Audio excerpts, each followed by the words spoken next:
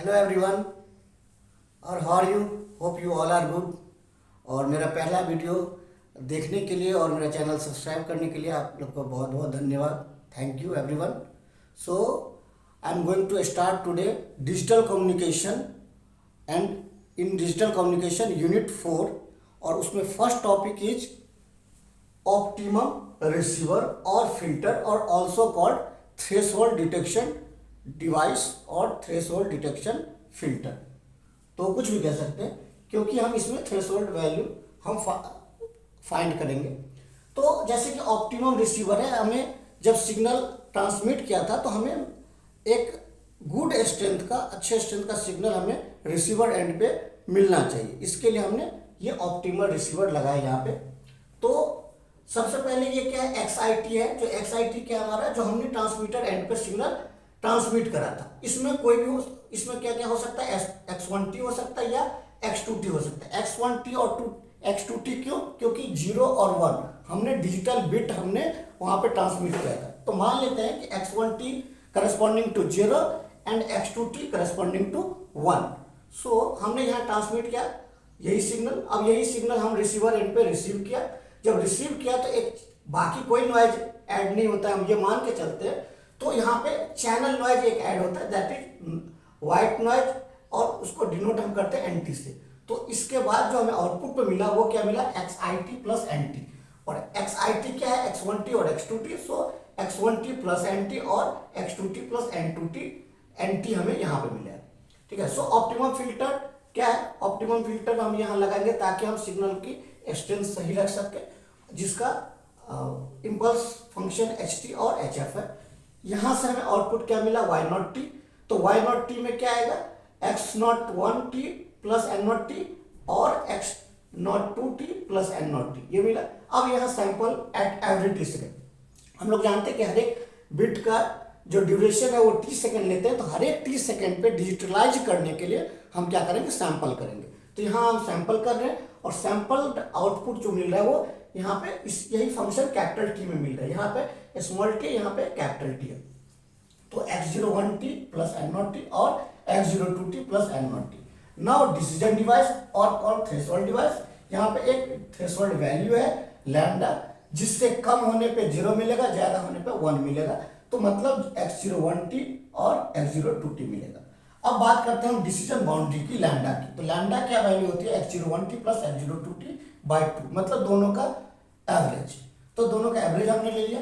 उसके बाद मान लेते हैं suppose X01T plus N0T is greater than this lambda, then we will get X01T, it means इसके corresponding 0।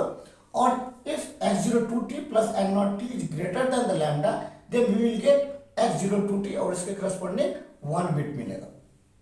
So for suppose X1T equal to XT, मतलब हमने इनपुट पे जो हमारा ट्रांसमीटर सिग्नल था वो ट्रांसमिट किया था X1T, बट आउटपुट पे हमें क्या मिला, X02T। ठीक है। इट मीन्स हमने 1 0 ट्रांसमिट किया था और 1 हमें आउटपुट पे रिसीव हुआ। इट मीन्स कुछ एरर है। तो एरर क्या है, एरर कैलकुलेट करते हैं क्योंकि हमें इसी एरर को कम करना है। तो सब इस एरर को कैलकुलेट करने के लिए हम प्रोबेबिलिटी ऑफ एरर फाइंड करेंगे और उसको कम करेंगे, प्रोबेबिलिटी ऑफ एरर को। तो क्या है कि अब इसके करस्पॉन्डिंग जो सिग्नल है हमारे पास ये है। तो यदि हम इस सिग्नल को ले यहाँ पे X02T plus N0T is greater then X01T plus X02T by 2। सो यहाँ फाइंड करें नॉइज। तो नॉइज, यदि नॉइज को फाइंड करते इसको इस तरफ राइट साइड ले जाएंगे तो N0T is this one, and finally N0T हमारा क्या हो जाएगा, X01T माइनस X02T बाई 2।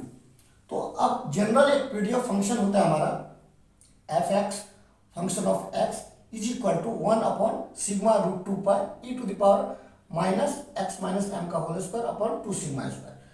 तो हमारा नॉइज क्या है, व्हाइट नॉइज है। So mean of white noise is m equal to 0। सो if you put m equal to 0 here and we can take PDF of noise N0T, so we will get fx N0 is equal to 1 by sigma root 2 pi e to the power minus N0 square 2 sigma square। Okay. Now हम क्या करते हैं, इसका probability निकालते हैं। तो probability of this is probability of this function n naught, so probability of n naught that is greater than of x01t minus x02t by 2। तो ये क्या है, प्रोबेबिलिटी ऑफ एरर। हम ये भी कह सकते हैं, इसको हम सीडीएफ से भी जानते हैं। और सीडीएफ क्या होता है, पीडीएफ, है ना।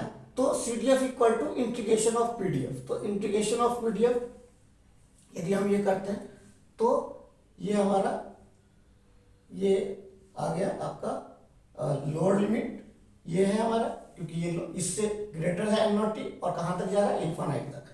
तो एन नॉट टी का लोअर लिमिट ये हो गया और height limit upper limit infinite हो गया। So lower limit to upper limit 1 by sigma root 2 pi E to the power minus N naught square upon 2 sigma square D N naught. Now इसको solve करने के लिए हम assume कर लेते हैं कुछ कि इस पूरे फंक्शन को let N naught square upon 2 sigma square equal to Y square. So if take square root both side we will get N naught upon root 2 sigma equal to Y. ठीक है, उसके बाद यदि इसको हम डिफरेंशिएट करते हैं with respect to Y, so we will get D N naught upon root 2 sigma is equal to D Y. और इसको हम डी एन नॉट को हम क्या लिख सकते हैं, root 2 sigma dot d y. So अब लिमिट की बात करते हैं। तो जब हम लिमिट एन नॉट को इन्फानाइट लेंगे तो वाई भी इन्फानाइट होगा। यदि यहाँ पे एन नॉट इन्फानाइट होगा तो वाई भी इन्फानाइट हो जाएगा।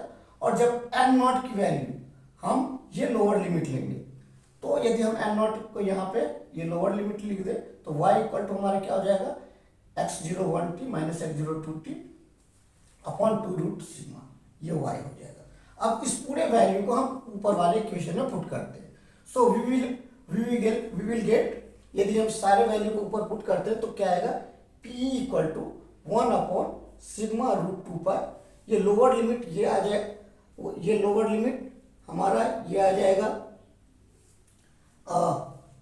यहाँ पे 2 रूट 2 सिग्मा, ये लोअर लिमिट आ जाएगा। और e to the power minus y square, इसके जगह हमने वाई स्क्वायर लिया, और ये हमारा इसके जगह रूट 2 सिग्मा डी टी, ये डी नॉट के जगह root 2 sigma D T. Okay, तो अब क्या करेंगे, तो जैसे कि ये हमारा क्या है, प्रोबेबिलिटी ऑफ एरर, तो इसमें हम ये सारे वैल्यू को पुट किया। तो लोअर लिमिट हमारा, जैसे कि आप देख रहे हो कि ये लोअर लिमिट, और ये हमने ये एन नॉट के जगह हमने वाई स्क्वायर और ये सारा वैल्यू डी एन नॉट के जगह ये वैल्यू सारा हमने पुट कर दिया। अब इसको यदि आगे सॉल्व करें तो हम क्या देखते हैं कि एक हमारा एरर फंक्शन होता है और complementary error function. Complementary error function क्या होता है, 1 माइनस एरर फंक्शन। और एरर फंक्शन का ये होता है कि वो जो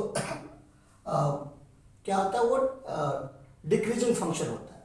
तो जैसे ये एक नॉर्मल एरर फंक्शन का हमारा फॉर्मूला होता है 2 by root pi U to the lower limit u upper limit infinite e to the power minus U square D U. तो एरर फंक्शन से हम फाइंड करते हैं, प्रोबेबिलिटी को रिलेट करते हैं। तो पी इक्वल टू हमारे पास क्या था, ये फंक्शन है पी इक्वल टू। तो यहाँ पे हमने क्या कर लिया, यहाँ पे एक्चुअली हमने इसको ये रूट और ये रूट कैंसल आउट हो गया, ये सिग्मा और ये सिग्मा कैंसल आउट हो गया। तो हमारे पास क्या बचा, 1 by root 2 pi and all these. तो 1 बाय रूट 2 पाई, तो हमने इसको 2 से divide and multiply and divide कर लिया ताकि 2 बाय रूट पाई आ सके। तो 2 बाय रूट पाई आ गया हमारे, और फिर बाकी सारी चीज यही है। तो इसको हम एरर फंक्शन के साथ यदि कोरिलेट करें तो क्या आएगा हमारे पास, half of error function this one. अब एक्चुअली क्या होगा कि ये जैसे इंक्रीज होगा तो ये डिक्रीज होगा, क्योंकि error function, complementary error function क्या होता है, डिक्रीजिंग फंक्शन होता है। तो जैसे जैसे ये इंक्रीज होगा वैसे वैसे ये डिक्रीज होगा।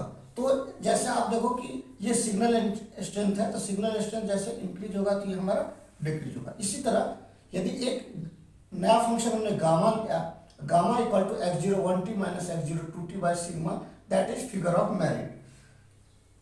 तो p जो प्रोबेबिलिटी है हाफ ऑफ एरर फंक्शन, यही हमने फिर से लिखा। इसको क्या स्क्वायर और स्क्वायर रूट दोनों किया, स्क्वायर भी किया स्क्वायर रूट भी किया, तो ताकि हम इस गामा की वैल्यू हम यहाँ पुट कर सके। सो गामा के टर्म में इसको लिख सके तो half of E R F C gamma square by 8 का स्क्वायर रूट। ठीक है, गामा क्या, figure of merit, and gamma square क्या है हमारा, S N R. Gamma square is S N R, S N R, और एस एन आर आप जानते हैं क्या होता है, S N R is signal to noise ratio. तो ये जितना बढ़ेगा ये प्रोबेबिलिटी ऑफ एरर उतना घटेगा। इट मीन्स इफ ये मैक्सिमम होगा तो ये मिनिमम होगा। सो प्रोबेबिलिटी ऑफ एरर को मिनिमम करने के लिए हमें इसको मैक्सिमम करना होगा, इसको मैक्सिमम करने के लिए x01t माइनस x2t को बढ़ाना होगा। तो इस तरह से हम minimum probability of error find कर सकते हैं। ठीक है, वो किसके लिए, ऑप्टिमल फिल्टर HT और HF। तो हम ऑप्टिमम फिल्टर का minimum probability of error find करेंगे तो वो हमें बेस्ट रिजल्ट देगा।